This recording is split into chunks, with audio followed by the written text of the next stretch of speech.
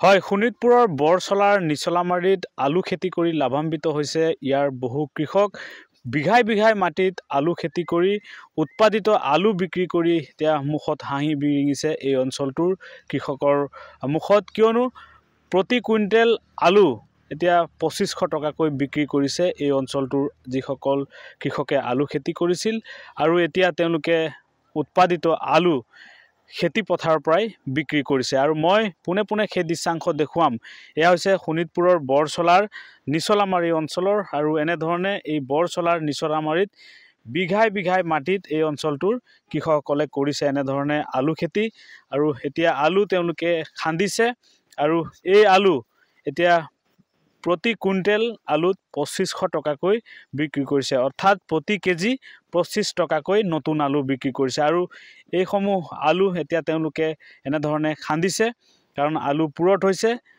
শ শ বিঘা মাটিত ইয়াতে আলু খেতি হৈছে এই বৰচলাৰ নিচলামাৰী অঞ্চলত। আৰু ইয়াৰ আলু সমগ্ৰ শোণিতপুৰ জিলাৰ বজাৰ দখল কৰাৰ লগতে এই নিচলামাৰীৰ যি আলু, এই আলু শ্বিলং আদি ঠাইলৈ ৰপ্তানি হৈছে। আমি সেই দৃশ্যাংশ দেখুৱাইছোঁ এনেধৰণে এইসমূহ কৃষক, আৰু কৃষকে এতিয়া তেওঁলোকৰ যি আলু, এই আলু খান্দিছে, আৰু ইয়াৰ দাম নতুন আলুৰ প্ৰতি কুইণ্টেল ২৫০০ টকাকৈ বিক্ৰী কৰিছে।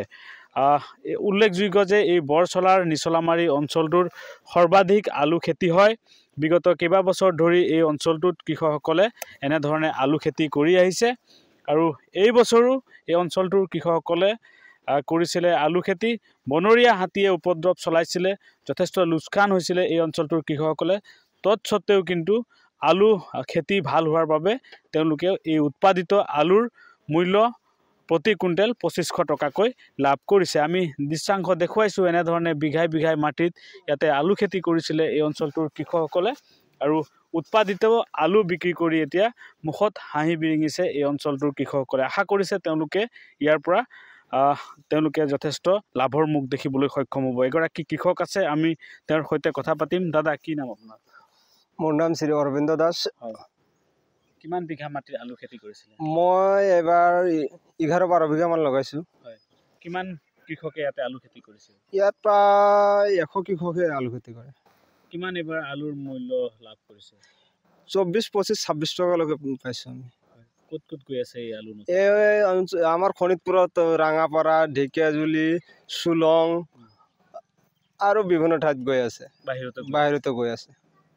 মানে কেজি ২৫ টকা ২৬ টকা পাইছে। হয়, বেপাৰীয়ে খেতিৰ পৰাই লৈ গৈছে? খেতিৰ পৰা মানে নদীৰ ঘাটৰ পৰা ধুই দিব লাগে। আৰু লাভ হ'ব বুলি আশা কৰিছে এবাৰ কিছু লাভ হ'ব বুলি আশা কৰিছোঁ। কাৰণ আলুৰ দাম এতিয়াও আছে। আলুৰ দাম থকাৰ কাৰণে অলপ লাভ হ'ব বুলি আশা কৰিছোঁ। নহ'লে যি ধৰণে বনৰীয়া হাতীয়ে নষ্ট কৰিছিলে, সেই হিচাপতো যদি দাম কমি গ'লে হয়, কৃষকে মূৰে কপালে হাত দিব লগা হয়। আপুনি কিমান ইনভেষ্ট কৰিছে ১১ বিঘা মাটিত?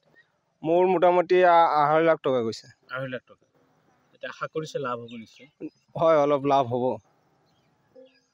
নিশ্চয়কৈ আলুৰ যিহেতু দাম এতিয়াও অটুট আছে, ৩০ টকা ৩৫ টকা পৰ্যন্ত নতুন আলু, সেইবাবে কৃষকসকলে আশা কৰিছে যে তেওঁলোকে উৎপাদিত যি আলু, এই আলুৰ বিক্ৰী কৰি লাভৰ মুখ দেখিবলৈ সক্ষম হ'ব। আৰু কৃষক আছে, আমি তেওঁলোকৰ সৈতেও কথা পাতিম। দাদা, ক'ত ক'ত যায় ইয়াৰ আলু? এই ঢেকীয়াজুলি, চুলুং, ৰাঙাপাৰা, বোকাঘাটলৈকে যায়। বৰচলাৰ আলু? বৰচলা আলু। কিমান কৃষকে ইয়াতে খেতি কৰে? কৰিছে মোটামুটি ১০০ৰ ওপৰত হ'ব। আপুনি ব্যৱসায়ী? হয়, ব্যৱসায়। পাইকাৰী লৈ যায়? পাইকাৰী লওঁ মই। কিমানকৈ লয় পাইকাৰী? এই ২৪ টকা ২৫ টকা। আগত কেইদিন আগত ২৬ টকা লৈছোঁ। হয়, এতিয়া অলপ দামটো কমিছে, ২৪ টকা লৈ আছোঁ। কৃষকৰ অলপ লাভ হৈছে? লাভ হ'ব, এইবছৰ লাভ হ'ব। লাভ হ'ব? এইবছৰ লাভ হ'ব। এইবছৰ খেতি ভাল হৈছে, আৰু খেতিত ফচলো ভাল হৈছে। ফচলো ভাল হৈছে? এইবাৰ খেতি ভাল হৈছে। কেনেকুৱা আলু খেতি হৈছে? ভালে হৈছে। নিশ্চয়কৈ মই সেই দৃশ্যাংশ দেখুৱাইছোঁ। এইবাৰ ফচলো ভাল হৈছে এই অঞ্চলটোৰ যি আলু খেতি, আৰু ২৫ৰ পৰা ২৬ টকালৈকে তেওঁলোকে কেজি পাইকাৰী বিক্ৰী কৰিছে। আৰু বৰচলাৰ নিচলামাৰীৰ যি আলু, এই আলু সমগ্ৰ শোণিতপুৰ জিলাৰ বজাৰ দখল কৰিছে। আৰু দেখুৱাইছোঁ এনেধৰণে কৃষকসকলে যি আলু তেওঁলোকে এতিয়া খান্দিছে খেতিৰ পৰা, আৰু ব্যৱসায়ীসকলে এই খেতিৰ পৰাই এই আলুসমূহ ক্ৰয় কৰি নিছে। আশা কৰিছে এই অঞ্চলটোৰ যিসকল কৃষক, শতাধিক কৃষকে আলু খেতি কৰিছিলে শ শ বিঘা মাটিত, আৰু এতিয়া এই আলু বিক্ৰী কৰি তেওঁলোকে লাভৰ মুখ দেখিবলৈ সক্ষম হৈছে। আপুনি বিচৰা বাতৰি পাব কেৱল নিউজ 18 এপত। নিউজ 18 এপ ডাউনলোড কৰিবলৈ স্কেন কৰক এই QR কোড। গুগল প্লে ষ্টৰতো পাব এই নিউজ 18 এপ।